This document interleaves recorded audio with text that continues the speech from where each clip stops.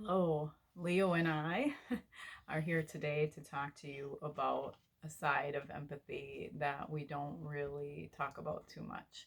We have excellent empathy for people that we love, and I have just been thinking about the other side of empathy and love for people that we don't always like to admit or like to have.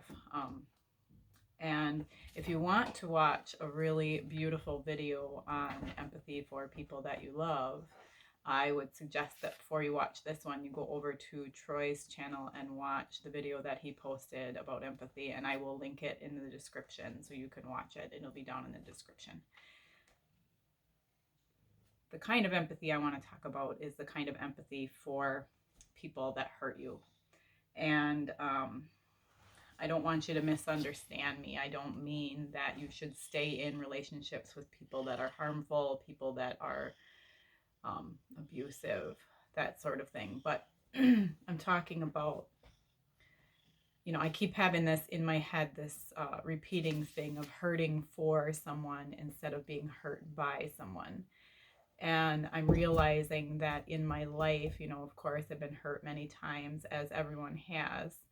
And as I have been releasing these people into forgiveness and letting that resentment go, I'm realizing that I am hurting for them instead of being hurt by them. And that really is what empathy is about, is hurting for someone or feeling for someone, feeling what they're feeling, and knowing in what ways you need to, in my case, pray for them. And I'm going to give you an example. I was trying to go back and forth. I was stalling recording because I was trying to go back and forth, trying to decide what example to give you without, throwing people under the bus or blaming people for my problems or whatever. But I had a coworker that I worked with for several years, and she was a very difficult person. Now, on the good side of her, if everything was going the way that she liked it to go, she was wonderful. She was hilarious. We had, excellent conversations, and we were able to laugh and laugh and laugh, and she could be very supportive in her own way.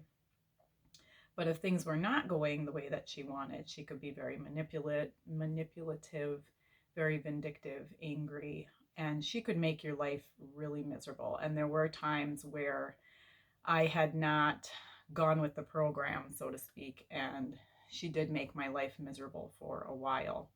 And I could have chosen, because, my bosses really didn't address it and they really didn't take care of it, which that was a little hurtful in itself. But they didn't really address it. So I had to, my options were leave my employer and find somewhere else to work, or continue to work with this person. And I'm a little bit stubborn. So I made the choice to continue to work there, partly out of fear because I didn't want to start at a different salon, but I made the choice to continue to work there. And so she would have to look at me.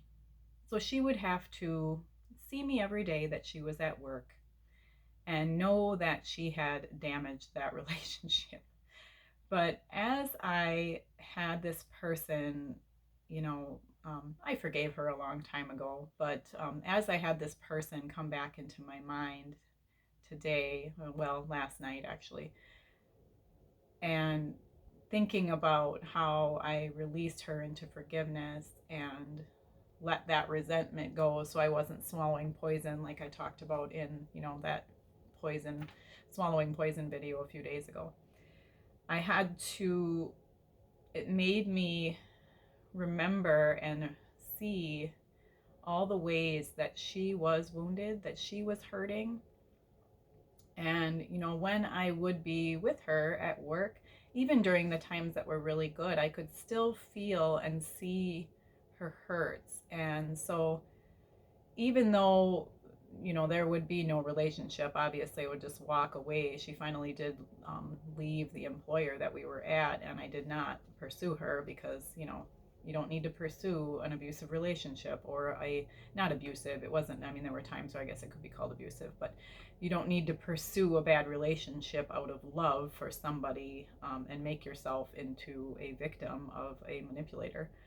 But of course, I did not pursue that relationship, but I still have, just like a burden on my heart and a hurt on my heart for this person, because I can see some of the reasons why she behaved the way she did, and the hurts that she had, and then my level of empathy and extroverted feeling, being able to see beyond the behavior that she had and see into her heart of why she was hurting and why she was acting the way she did.